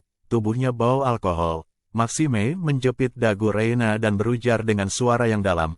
Siapa dia? Sejak kapan kalian kenal? Ini adalah pertama kalinya Reina melihat Maxime yang seperti ini. Dia pun tersenyum. Kamu cemburu? Maxime memicingkan mata lalu mendengus dingin. Kamu pikir siapa kamu? Reina tercekat. Maxime menindih tubuh Reina dan berbisik di telinga wanita itu. Dia sudah menyentuhmu, kan? Setelah menikah, Reina berhenti bekerja karena dilarang oleh keluarga Sunandar. Kadang teman-temannya suka mengajaknya bertemu, tetapi selalu Reina tolak. Sekarang bisa-bisanya Maxime masih mencurigainya. Namun, Reina merasa agak lega. Menurutmu? Reina balik bertanya. Maxime jadi sangat kesal. Tangannya pun langsung menggerayangi tubuh Reina. Bab 6. Reina mematung dan tidak bisa berkutik. Dia tidak percaya semua hal ini terjadi. Reina berusaha meronta dan menolak, tetapi usahanya sia-sia. Maxime baru kembali tenang setelah mencapai puncak kepuasan. Di luar, langit sudah mulai terang. Maxime melirik tubuh Reina yang ringkih. lalu mendapati ada noda merah di kasur. Maxime merasakan sesuatu, tetapi dia tidak bisa menjelaskannya. Plak, Reina mengangkat tangannya dan menamparkan wajah Maxime kuat-kuat. Tamparan ini sekaligus mematahkan semua ilusinya tentang cinta. Telinga Reina kembali berdengung. Dia tidak bisa mendengar apa yang Maxime katakan dan langsung membentaknya. Keluar, Maxime pun pergi. Adegan semalam terus berputar di benaknya. Maxime kembali ke mobilnya dan berkata pada Eki, asistennya, selidiki pria mana saja yang Reina kenal. Eki bingung. Mana mungkin ada pria lain? Setelah menikah setiap hari Reina hanya mencintai Pak Maxime. Mana mungkin ada pria lain? Di motel, setelah Maxime pergi, Reina mandi dan menggosok dirinya berulang kali. Mendekati perceraian mereka baru melakukan hubungan suami istri. Benar-benar konyol dan juga miris. Jam 9 pagi, Revin datang membawa sarapan tetapi tidak menyadari ada yang aneh dari Reina. Ah, semalam aku lupa kasih tahu. Kebetulan aku punya apartemen kosong, bagaimana kalau kamu tinggal di sana? Nggak aman seorang gadis sepertimu tinggal di motel sendirian. Reina menggeleng dan menolak. Balas budi adalah hal yang paling sulit dilakukan. Reina tidak ingin utang budi pada orang lain. Revin sudah menduga Reina akan menolaknya. Dia pun membujuk. Sudah, nggak apa-apa. Kamu tinggal saja di sana. Lagian, aku akan menagih biaya sewa.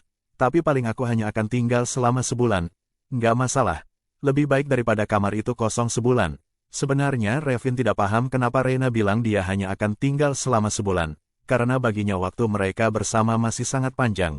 Revin mengantar Reina ke sana. Reina hanya membawa sebuah koper, tidak ada barang lain. Setelah masuk ke mobil, Revin mengobrol dengan Reina tentang masa kecil mereka. Lalu Revin menceritakan seperti apa hidupnya setelah mereka berpisah. Revin pergi ke luar negeri setelah lulus SMA dan bekerja keras untuk membiayai pendidikannya di luar negeri. Di umur 20 tahun, dia berhasil mendirikan perusahaan sendiri dan sekarang dia bisa dibilang sudah jadi seorang bos. Reina kagum mendengar pencapaian Revin yang luar biasa, lalu berkaca pada dirinya sendiri. Setelah lulus, dia menikah dengan Maxime dan menjadi seorang ibu rumah tangga. Reina menatap Revin dengan kagum. Kamu hebat banget, kamu juga hebat. Setelah kamu pergi dari kampung, aku masih mencari berita tentangmu. Kamu pernah masuk berita karena meraih juara 1 sebagai pianis muda, kan? Waktu itu kamu adalah idolaku. Revin tidak memberitahu Reina. Di awal ceritanya mengadu nasib di luar negeri, sebenarnya hidup Revin sangat susah. Dia banyak belajar hal buruk bahkan sampai ingin menyerah terhadap diri sendiri. Sampai suatu hari, dia melihat sosok Reina di berita internasional. Waktu itu Reina terlihat seperti cahaya yang mendorong Revin untuk bangkit dan kembali berjuang. Revin memuji kehebatan Reina dan Reina mendengarkan dengan saksama. Karena dia sendiri hampir melupakan masa-masa itu, akhirnya mereka sampai. Sebelum masuk ke dalam, Reina berujar, terima kasih ya, bahkan aku hampir lupa seperti apa diriku yang dulu. Reina tinggal di tempat Revin, masih ada belasan hari sebelum tanggal 15 Mei tiba, hari di mana Reina dan Maxime akan resmi bercerai.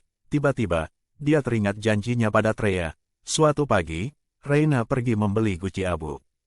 Kemudian, dia pergi ke sebuah studio foto. Semua staf studio itu menatap Reina dengan bingung karena dia meminta foto dirinya dicetak hitam putih. Reina pulang setelah semua urusannya selesai.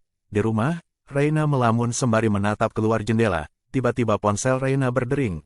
Nana, siapa yang menyuruhmu memberiku uang? Aku nggak butuh uang itu. Kamu simpan saja untuk nanti. Mungkin kamu mau berbisnis atau ada keperluan lain. Selama ini, Reina memang diam-diam sering memberi uang pada Lian. Lian tinggal di kampung sehingga tidak butuh banyak uang. Jadi selama ini dia selalu menyimpan uang pemberian Reina. Air mata mulai membasahi wajah kuyu Reina saat dia mendengar omelan Lian yang sangat menyayanginya. Bu Lian, apa ibu mau menjemputku sama seperti waktu kecil dulu? Lian bingung. Reina melanjutkan, tanggal 15 nanti, aku mau Bu Lian menjemputku pulang ke rumah kita. Lian tidak mengerti. Ada apa dengan tanggal 15? Oke, ibu jemput kamu ya tanggal 15 nanti.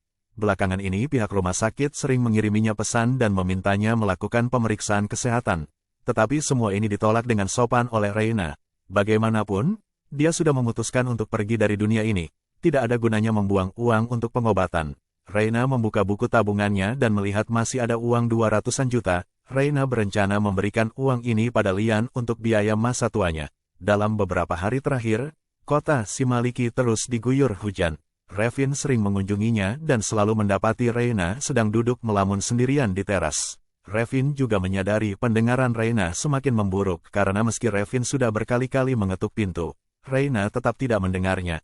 Di sisi lain, di grup Sunandar, setelah selesai bekerja, Maxime terbiasa melirik ponselnya untuk melihat apa ada pesan dari Reina atau tidak. Setiap kali mendapati tidak ada pesan dari Reina, tatapan Maxime sontak berubah menjadi suram. Saat ini, Eki masuk ke ruangannya. "Pak Maxime, kami sudah tahu siapa pria itu. Namanya Revin, dia adalah teman masa kecil Reina. Apa yang Maxime ketahui sama dengan berita yang beredar?" "Itu adalah teman masa kecil Reina, Revin Lander," Eki melaporkan. Revin adalah pria yang Reina kenal sewaktu di kampung dulu. Artinya, Reina mengenal Revin lebih dulu dibanding mengenal Maxime. Maxime mengernyit kesal begitu mengingat pria bermata genit itu. "Pak Maxime, Pak Jovan masih menunggumu di luar." Maxime menjawab, "Bilang padanya hari ini aku masih ada kerjaan." Eki terkejut. Beberapa hari belakangan, Pak Maxime selalu pergi bersenang-senang dengan para anak orang kaya itu setelah selesai bekerja. "Ada apa hari ini?" Tumben, Maxime turun ke bawah dengan lift khusus untuknya dan naik ke mobilnya di garasi. Kemudian melajukan mobilnya ke motel tempat Reina menginap. Namun, sesampainya di sana, Maxime baru tahu kalau Reina sudah pindah beberapa hari yang lalu. Seketika, Maxime merasa kesal. Dia mengeluarkan ponselnya dan mencari nomor Reina. Baru saja Maxime memutuskan akan meneleponnya. Masuklah telepon dari Marshanda. "Ada apa, Max?" kata ibu Reina. "Reina sedang bersiap menikah." Maxime tercekat. Marshanda pergi menemui ibu dan adik Reina. Dari keduanya lah Marshanda tahu bahwa Reina akan menikahi seorang kakek tua demi uang 600 miliar. Melihat Maxime hanya diam saja, Marshanda kembali mengompori. Kata ibunya, "Reina yang minta mahar sebesar 600 miliar. Nggak kusangka ternyata dia seperti itu." Dia juga bilang karena belum melewati masa tenang, dia nggak enak mengadakan pesta, jadi dia berencana menikah secara sipil dulu. Padahal faktanya, Reina tidak tahu menahu rencana ibu dan adiknya yang sedang mempersiapkan pesta pernikahan untuknya. Reina sendiri tidak menganggap serius pembicaraannya dengan Treya waktu itu. Hari ini, Reina baru mendapat pesan dari ibunya. "Pak Jeremy sudah menentukan hari pernikahanmu, tanggal 15 bulan ini. Masih ada 4 hari lagi. Siapkan dirimu dengan baik. Kali ini, kamu harus bisa menjaga perasaan Pak Jeremy. Ngerti?" Entah bagaimana Reina harus menjelaskan perasaan yang timbul di hatinya ini. Tanggal 15, hari yang penuh kegembiraan. Hari di mana dia dan Maxime akan bercerai. Hari dia dipaksa menikah dengan kakek tua. Juga hari di mana dia sudah memutuskan untuk meninggalkan dunia ini. Reina takut melupakan semua hal penting ini. Jadi dia mencatatnya di buku catatannya. Setelah selesai mencatat, Reina menulis surat wasiat. Reina menggenggam pulpennya untuk waktu yang cukup lama. Dia tidak tahu mau menulis apa. Akhirnya, dia menulis surat untuk Lian dan Revin. Surat itu dia selipkan di bawah bantal. 3 hari kemudian, hari ini tanggal 14 dan hujan turun dengan sangat deras. Ponsel Reina yang ada di atas meja terus berdering. Treya meneleponnya tanpa henti dan menanyakan keberadaannya. Karena besok Reina akan menikah, Treya menyuruh Reina pulang supaya bisa menyiapkan pernikahan dengan baik. Reina tidak mengangkat telepon atau membalas pesan Treya. Hari ini dia memakai gaun panjang berwarna merah muda cerah dan merias wajahnya. Meski pada dasarnya dia sudah cantik, tubuhnya saat ini terlalu kurus dan wajahnya terlalu pucat. Reina menatap pantulan dirinya yang cantik di cermin. Saat ini dia seolah kembali seperti sebelum menikah dengan Maxime. Setelah itu, Reina naik taksi dan pergi menuju sebuah pemakaman. Reina turun dari taksi sambil memegang payung, lalu berjalan perlahan menuju batu nisan ayahnya dan meletakkan buket bunga aster putih.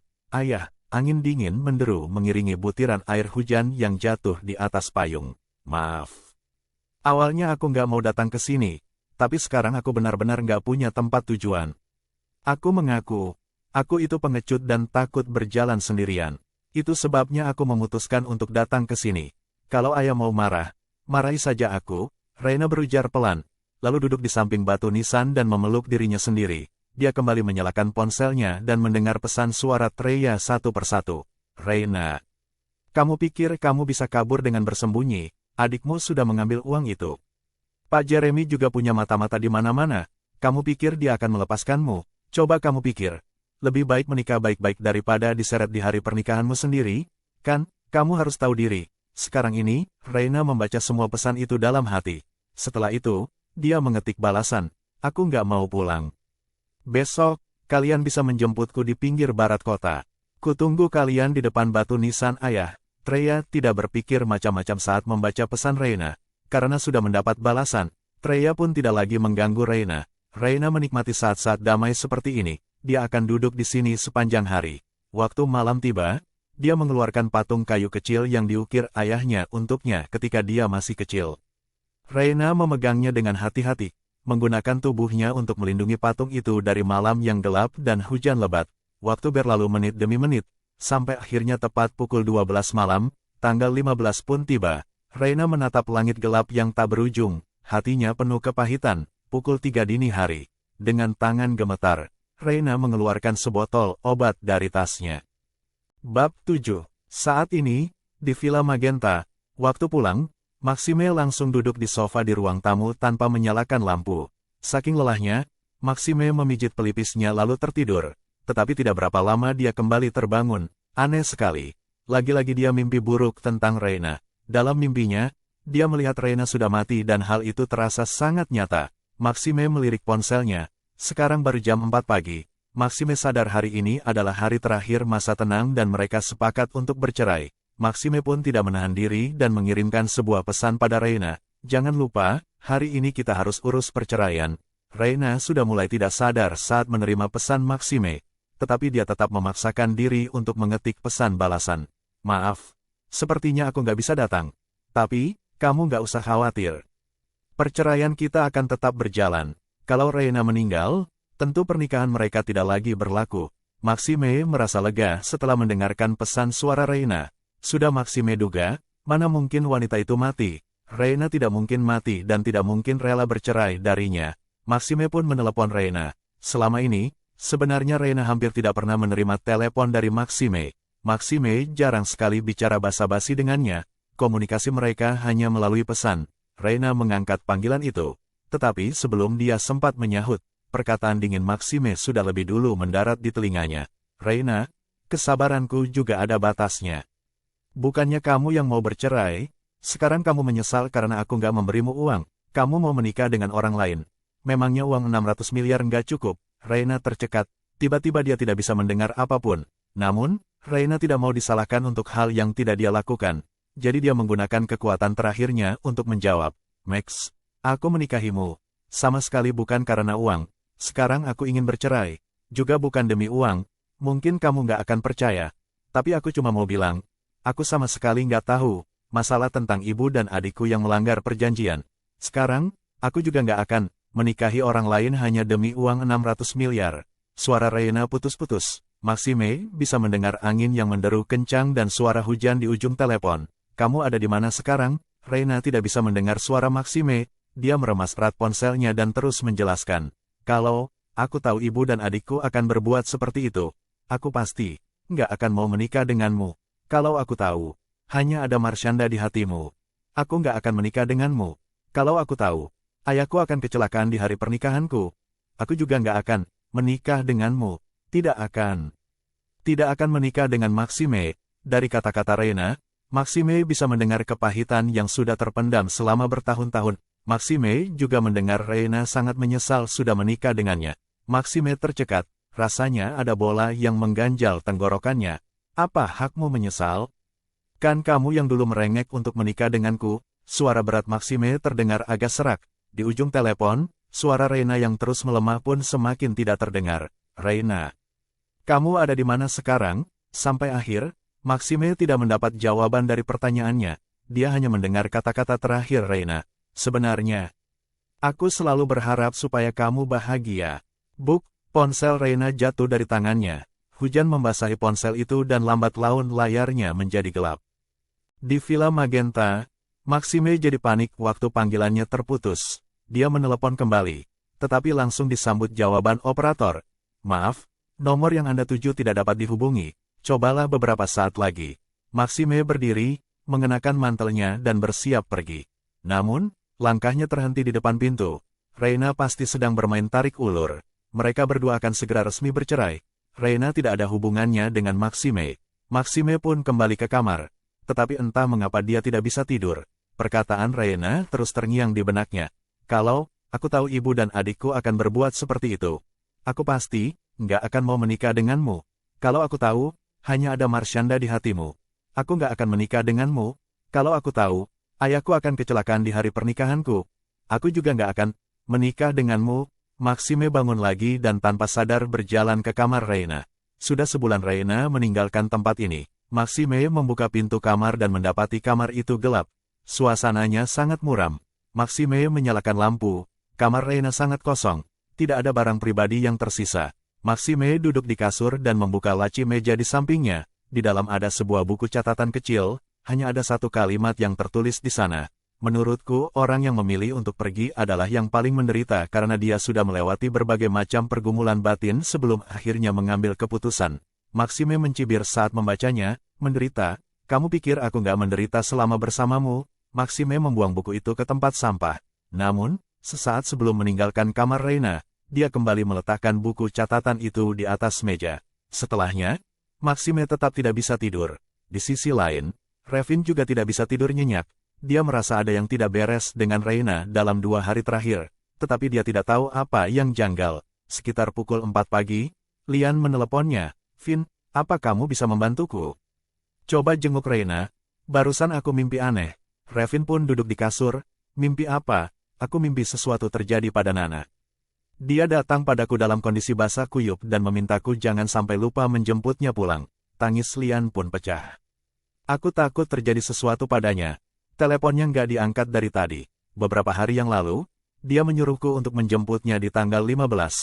Aku merasa ada yang nggak beres. Revin mendengarkan cerita Lian sampai selesai lalu menggabungkannya dengan sikap Reina belakangan ini. Revin pun langsung ganti baju. Jangan khawatir, aku akan mencarinya sekarang. Rumahnya sangat dekat dengan apartemen tempat Reina tinggal. Revin sampai 10 menit kemudian dan langsung membuka pintu kamar. Tetapi yang menyambutnya adalah suasana sunyi.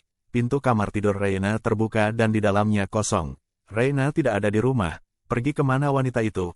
Revin melihat ada 2 buah amplop di dekat bantal. Dia mengambil dan membukanya.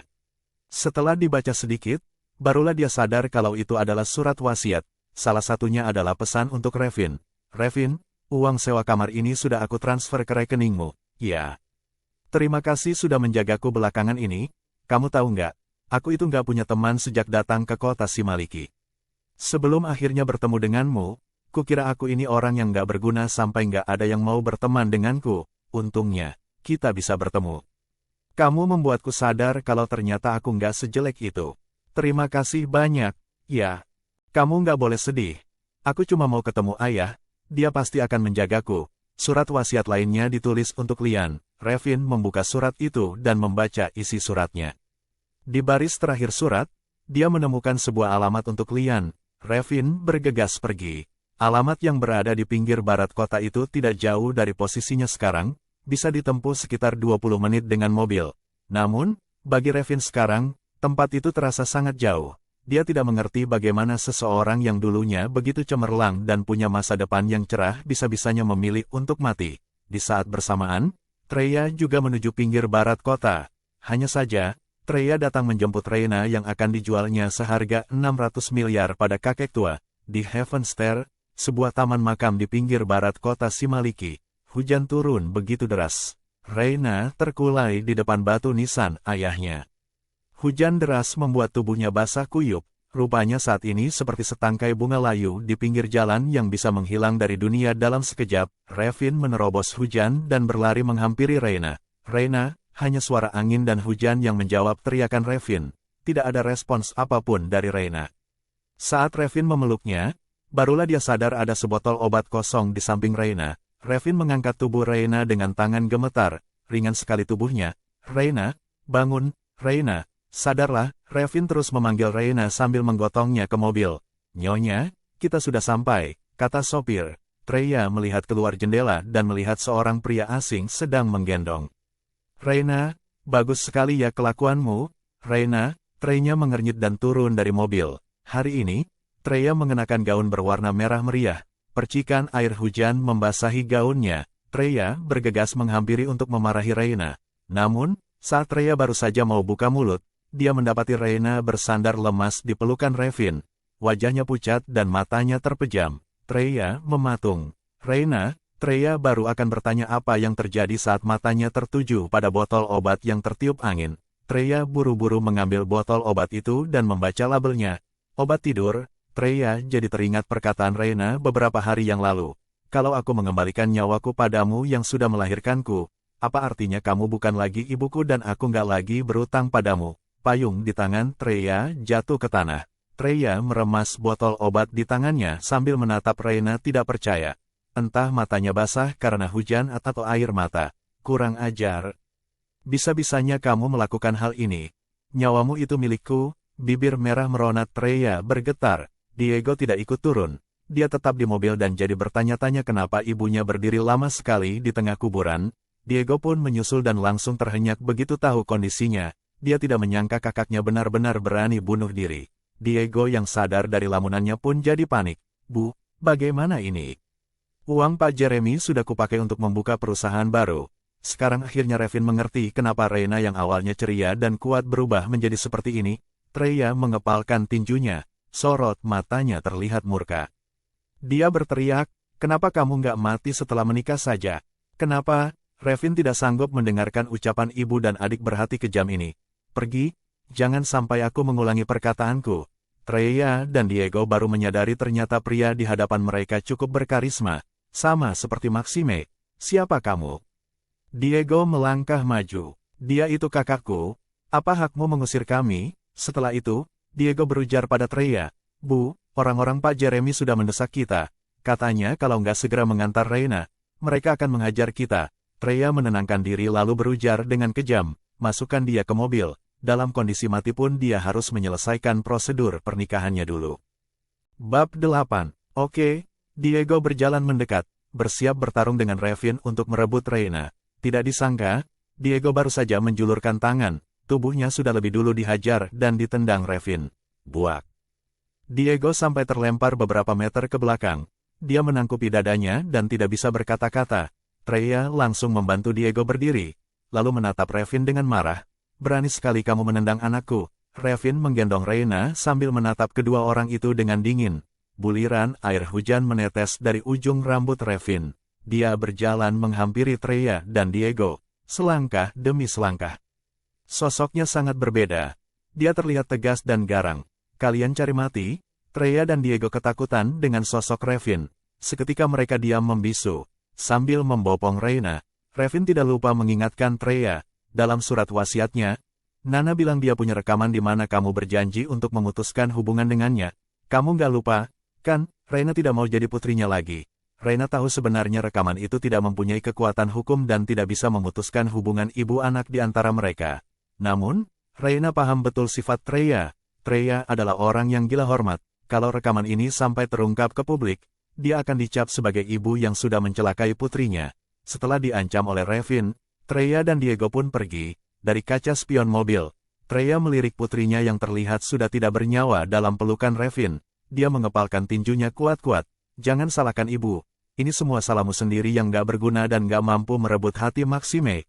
Kamu yang membawa semua petaka ini pada dirimu sendiri. Treya merasa sedih. Tetapi hanya sesaat. Dibanding dengan kematian putrinya, dia lebih peduli bagaimana caranya menjelaskan situasi ini pada Pak Jeremy. Revin membawa Reina ke rumah sakit terdekat. Reina dibawa masuk ke ruang operasi. Lampu ruangan operasi menyala terang dan membuat hati Revin menegang. Dia sangat gelisah. Dokter yang menangani Nana keluar ruangan dan memanggil pihak keluarga. Kondisi pasien kurang optimis. Di mana anggota keluarganya? Revin tercekat. Dia. Kenapa? Apa Anda adalah anggota keluarga pasien? Silakan tanda tangani surat keterangan sakit kritis. Pasien mungkin nggak bisa diselamatkan, jawab dokter. Revin tercekat. Dia yang tidak bisa menerima fakta ini langsung bertindak kasar dan mencengkeram kerah dokter. Nggak ada yang namanya sakit kritis. Kalau dia nggak selamat, aku akan menguburkan kalian semua di rumah sakit ini bersamanya. Revin menyingkirkan dokter itu ke samping. Sebelum dokter itu sempat merespon, sekelompok ahli medis terkenal kota Simaliki berjas putih bergegas menghampiri. Mereka semua membungkuk hormat waktu melihat Revin. Pak Revin, Revin memerintah, selamatkan dia. Baik, Dokter tadi baru sadar kalau ternyata mereka kedatangan orang penting. Saat ini di grup Sunandar, Maxime tidak bisa fokus bekerja. Jovan yang ingat hari ini hari apapun bertanya-tanya. Katanya hari ini kalian mau menyelesaikan prosedur perceraian? Maxime mengernyit dan tangannya yang sedang membolak-balikkan dokumen terhenti sejenak. Nggak jadi. Kenapa? Jovan ingin tahu kebenarannya. Maxime tidak suka hati, tetapi tetap menjawab santai. Reina menyesal, tadi pagi dia bilang dia nggak jadi pergi. Jovan yang sedang duduk di sofa merentangkan tangannya dan mencibir. Sudah kuduga nggak gampang menyingkirkan si tuli. Dia ini sedang bermain tarik ulur dan di saat terdesak dia mengajukan gugatan cerai. Jovan menghina Reina. Bab 9. Maxime mendengarkan dalam diam. Tatapannya menjadi suram tetapi dia tidak membantah. Justru karena sikap acuh tak acuh Maxime inilah yang membuat baik Jovan, Joanna, Eki bahkan semua pelayan di kediaman utama keluarga Sunandar tidak memperlakukan Reina layaknya manusia. Tiba-tiba Jovan menerima telepon dan pergi dengan tergesa-gesa. Setelah Jovan pergi, Maxime spontan melirik ponselnya dan mendapati Reina tidak meneleponnya. Maxime menelepon, tetapi kembali disambut suara operator. Maaf, nomor yang Anda tuju sedang tidak terjangkau. Silakan hubungi lagi beberapa saat lagi. Maxime pun membuang ponselnya ke samping karena frustrasi. Kemudian dia berdiri dan berjalan ke jendela besar yang tingginya sama dengan tinggi ruangannya, lalu menyalakan rokok. Perkataan Reina tadi pagi masih terngiang-ngiang. Reina bilang dia menyesal. Tenggorokan Maxime terasa sangat pahit. Dia berdeham 2 kali dan tiba-tiba mendengar suara seorang wanita di belakangnya. Kak Max, jangan merokok, nggak baik untuk kesehatan. Hati Maxime menegang. Dia kira Reina akhirnya pulang. Namun, waktu balik badan, dia mendapati Marshanda lah yang datang. Saat ini wanita itu berpakaian seperti seorang istri yang baik. Pupil mata Maxime yang dalam dan tenang pun berkilat. Lalu dia bertanya dari kejauhan, "Tumben datang?" Marshanda menatapnya dengan sangat lembut. "Tante yang memintaku datang." Dia tahu Reina sudah menemukan pasangan lain dan memintamu untuk nggak terlalu memikirkannya. Tante yang dimaksud di sini adalah ibu Maxime. 4 tahun yang lalu, Joanna dan Jovan duduk di mobil yang sama dan ternyata perusahaan musuh sudah mengincar mereka dan membuat mereka kecelakaan. Joanna kehilangan banyak darah.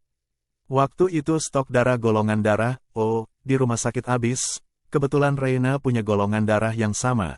Setelah menyelamatkan Jovan, Reina pun mentransfusikan darahnya untuk Joanna.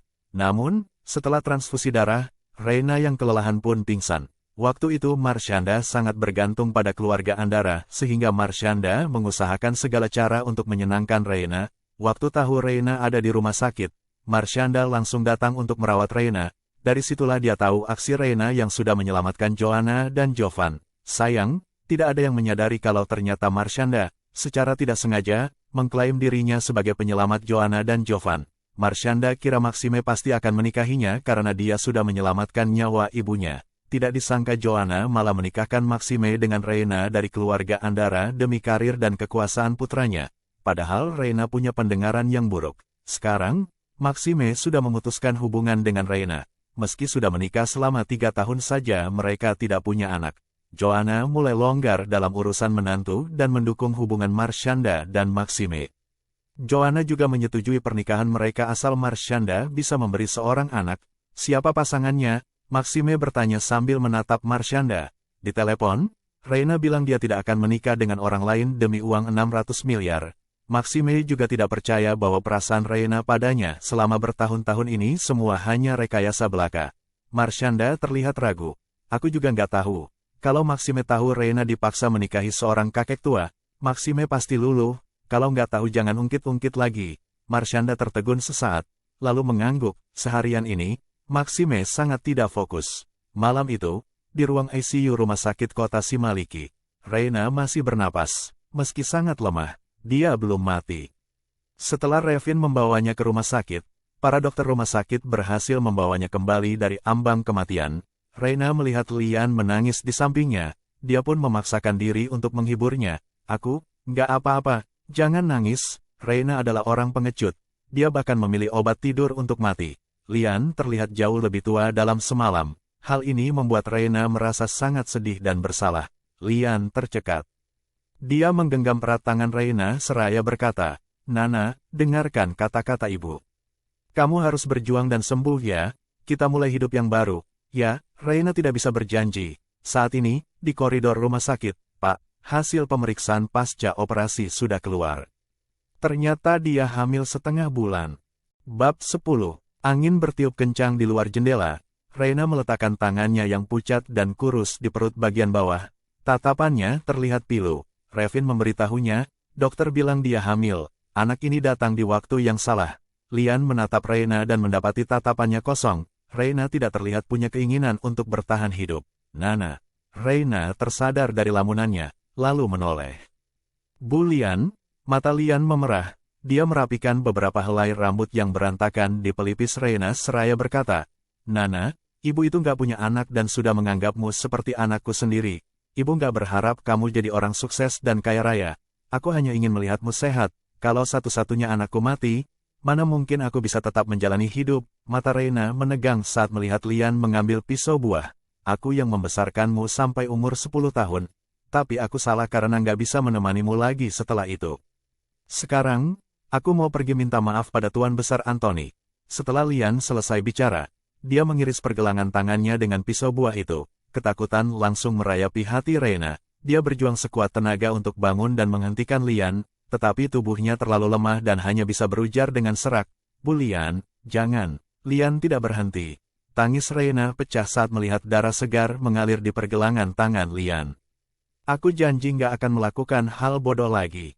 Aku janji. Bu Lian, tolong berhenti. Setelah mendengar janji Reina, Lian pun berhenti. Matanya terlihat merah. Nana, utangmu pada ibu yang sudah melahirkanmu sudah lunas. Sekarang kita nggak berutang lagi padanya maupun pada Maxime. Mulai sekarang, kamu harus hidup demi orang-orang yang mencintaimu, untukku dan untuk bayi dalam kandunganmu. Reina akhirnya memutuskan untuk mendengarkan Lian dan menjalani kehidupan yang baik untuk dirinya sendiri dan anak-anaknya. Mulai sekarang, Treya bukan lagi ibunya dan Diego bukan lagi adiknya. Satu-satunya keluarga yang dia miliki adalah Lian dan janin yang dikandungnya. Lian sebenarnya tidak ingin menggunakan cara ini untuk memaksa Reina mengambil keputusan. Namun, dia ingin Reina hidup. Reina tidak bisa memutuskan di mana dia lahir, kenapa dia berutang nyawa pada ibunya. Mana ada ibu yang meminta putrinya membalas budi dengan nyawanya sendiri. Selama dirawat di rumah sakit, Reina mendapat kabar dari Revin kalau Treya kabur ke luar negeri. Dia tidak merasa sedih. Sama seperti Maxime, sudah dari dulu Reina ingin membayar utangnya pada Treya supaya utang di antara mereka lunas. Reina tidak memberitahu Maxime tentang kehamilannya. Bagaimanapun, anak ini adalah kecelakaan. Dia tahu Maxime pasti tidak senang. Kalau Maxime tahu, Reina pasti dipaksa untuk menggugurkan kandungannya. Reina dirawat selama 3 hari. Setelah itu, dia mengurus administrasi rumah sakit untuk bisa pulang. Reina meminta Lian pulang lebih dulu sementara dirinya akan menyusul setelah membereskan urusan perceraian dengan Maxime. Di hari Reina pulang dari rumah sakit, Jovan yang dipaksa ayahnya untuk mempelajari tentang urusan rumah sakit tidak sengaja melihat Reina dan Revin. Reina, bukannya dia hilang jejak. 3 hari yang lalu tepat di tanggal 15 harusnya menjadi hari Maxime dan Reina resmi bercerai. Namun, setelah tanggal 15, Reina seperti hilang jejak dan tidak ada kabar selama 3 hari ini. Kenapa dia ada di rumah sakit? Jarang-jarang Jovan yang dianggap sebagai tuan muda oleh para staf rumah sakit ini tertarik pada suatu hal. Jadi kepala rumah sakit langsung menyuruh anak buahnya untuk memeriksanya. Setengah jam kemudian, Jovan sangat terkejut setelah membaca semua informasi tentang Reina selama dirawat di rumah sakit, minum obat tidur, bunuh diri, Reina hamil, bukannya Kak Max dan dia akan bercerai sebentar lagi. Kenapa bisa hamil? Apa diagnosis ini benar punya Reina? Tanya Jovan. Staf yang menyampaikan informasi itu mengangguk. Jovan jadi teringat pada pria asing yang menemani Reina waktu dia meninggalkan rumah sakit. Aura dingin yang memancar dari tubuh Jovan pun semakin kuat. Dia sudah meremehkan si Tuli. Karena dia sendiri tidak yakin siapa ayah anak itu. Jovan pun ragu apa harus memberitahu Maxime atau tidak. Akhirnya, dia menelepon Marshanda dan menceritakan kejadian ini. Marshanda adalah wanita yang sangat baik dan dia sebatang kara. Hanya Marshanda yang bisa membantunya.